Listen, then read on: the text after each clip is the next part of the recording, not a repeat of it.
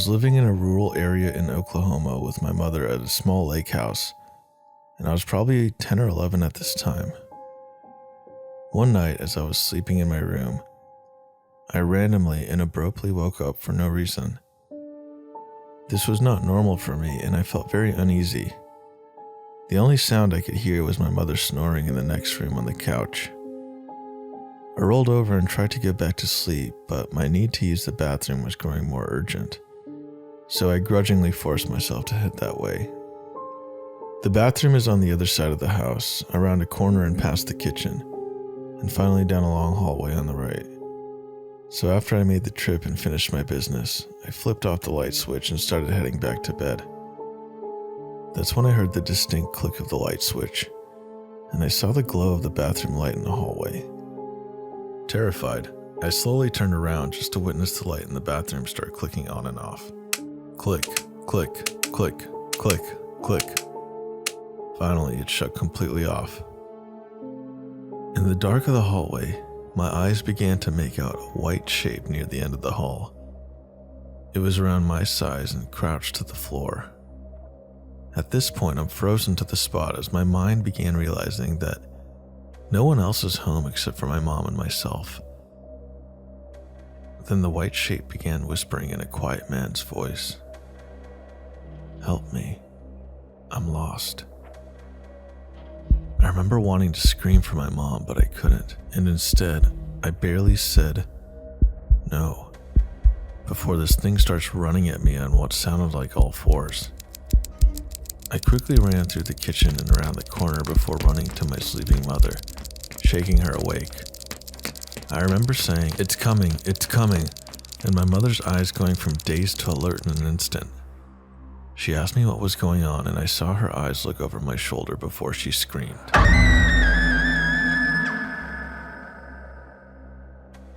Remembering her scream still makes my blood run cold.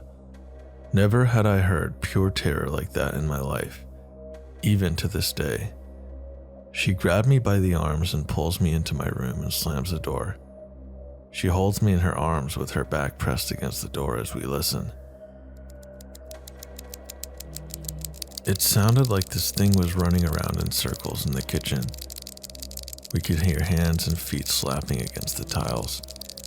The kitchen had a sliding glass door to the outside, which sounded like it was thrown open then slammed. We sat there horrified until daybreak. I was sent to my grandmother's in the next town for a while after that, and never set foot in that house again. Years later, my mother said she went walking around the property after the incident and came across a small burial site with 3 headstones that each belonged to children from the early 1900s.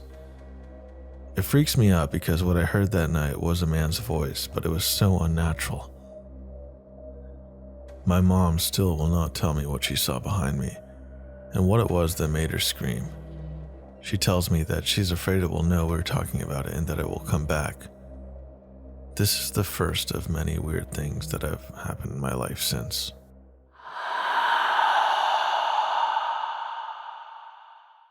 So I have a ton of stories about scary things that happened in the house I owned up until 2018 in a small Midwest town. I ended up selling my haunted house. It was massive, and when I bought it, the plan was to rent it out to a family, but I ended up moving in all by my lonesome self. It was scary at first living in that big empty house alone. I would hear disembodied singing, what sounded like a bowling ball rolling on the roof directly over my bedroom almost every night. Marbles rolling seemingly out of nowhere, landing in the middle of the floor or at my feet at the most awkward times, especially when I didn't own any marbles. I tried to ignore these things in an effort to keep my sanity intact. Fast forward 1 year, my sister, brother-in-law, and their 4 kids need somewhere to stay for a couple of months while their new house was being finished. I was so happy to have other humans in that scary house. I didn't mention the scary stuff, and now I regret not warning them ahead of time. But in my defense, I thought I was going nuts. Eventually, we got our schedules worked out so that my brother-in-law would take the younger kids to daycare, and the older kids would ride with my sister and I every morning so we could drop them off at school before my sister would drop me at work. Then she would go to work herself. Basically, we all left out at the house together every morning. One of these typical mornings, I was running late and it was very cold outside. So everyone was waiting in the foyer area of the house near the front door for me to come downstairs so we could leave for that day. As soon as I reached the bottom of the stairs, I heard my niece, who was about 10 years old at the time, yell, "Ouch, Ray," very loud as her eyes welled up with tears.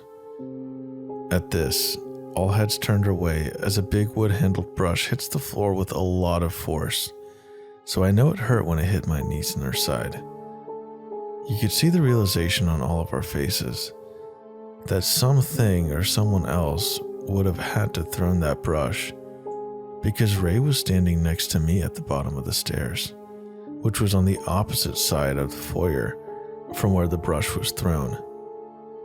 I believe my niece was just so used to being terrorized by her little brother, she automatically assumed it was Ray that threw the brush.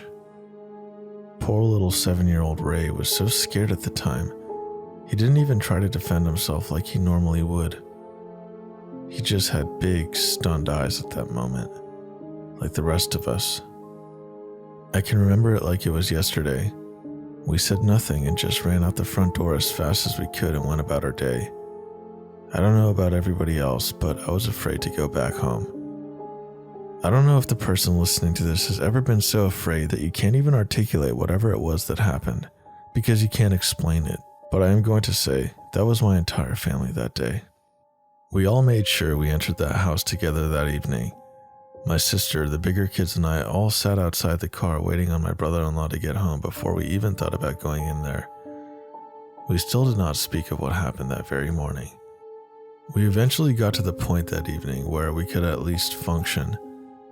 We started making dinner, etc. I remember it was a Monday night because my nieces and nephews loved WrestleMania back then. I put a casserole on the oven and my sister was making garlic bread and getting the table set for dinner, so I thought I'd run upstairs and change clothes. As I'm walking, a quarter hit my leg, right below my knee, and fell to the floor. I was mad and started yelling at the kids to find out who threw something at me, and none of them were paying any attention to me because they were busy watching WrestleMania, so I just continued upstairs pissed. That same week, had to be that Friday, the kids were out of school because it was deemed too cold with the temperatures in the negatives. They didn't want to stay home alone, and I had some extra paid time off, so I decided to leave work early. That way, they'd only be home alone for a couple hours. I was at work for about an hour when I got the frantic call from my sister that my oldest niece Karen was getting the youngest sister dressed in the upstairs bathroom when a quarter shot out of the shower and hit the little one's foot. She was only about 3 then, so I'm sure she cried from the pain. But her older sister had to have been terrified because my sister told me that all the kids ran to my neighbor's house, screaming and crying after the incident. I hurried home and we all went to the grandparents' house. The kids were still in their jammies. We stayed until I could talk the kids into using some karate moves to protect themselves from the ghosts. That confidence helped them at least get through the front door, but they were huddled up against me in my bedroom until the parents got home. That night, we ate dinner out and we all slept in the living room together. On what had to also be a Friday or Saturday night, I had 2 back-to-back gigs with my band. I left around 6 in the evening and didn't return until well after 3 in the morning. The entire house was quiet. I tiptoed upstairs and ran straight into the bathroom. As I'm doing my business, I hear loud footsteps coming up the stairs. I remember thinking that had to be my brother-in-law, because it sounded like some heavy boots. I was probably thinking that he fell asleep on the couch and I didn't see him when I was coming in. I don't remember being alarmed by hearing someone walking so hard that early in the morning. Then, I see the doorknob turn, and I remember thinking that I was so happy I locked the door this time, avoiding an awkward moment like my brother-in-law walking in on me mid-flush or something. So as the doorknob is turning, I tried to whisper. I said something like, "Sorry, I'll be done in a second." Then the doorknob stopped turning. I figured my brother-in-law must have heard me. I washed my hands, then I opened the door, but there was nobody there. I walked down the long hallway, still no one. I checked downstairs, the basement, all the bedrooms, even the closets, and every soul in that house was dead asleep. Now, it's 3 in the morning, so I'm thinking who the hell was turning the bathroom knob? Who the hell was walking up those stairs like that so early? I'm getting chills just remembering this, and I stayed awake that entire night to rationalize it in my head. I eventually fall asleep when the sun started to come down. I never mentioned this to my family because I didn't want to scare them even more. But it turns out I wasn't the only one experiencing things in that house that I didn't share with my family. So here are a few true stories about my life in my haunted 163-year-old house. It's kind of therapeutic to be out of that nightmare and now be able to talk about some of the things that happened. We all still have PTSD from it. When doing some research into the property, it turns out that the guy who had originally bought the property was a transplant that had lost 6 of his 13 children to scarlet fever, and he also owned slaves. There are some clues but no hard facts that he may have harmed the little boys. He ended up dying from marasmus, which means his body couldn't process protein, so technically he may have died from starvation because of it.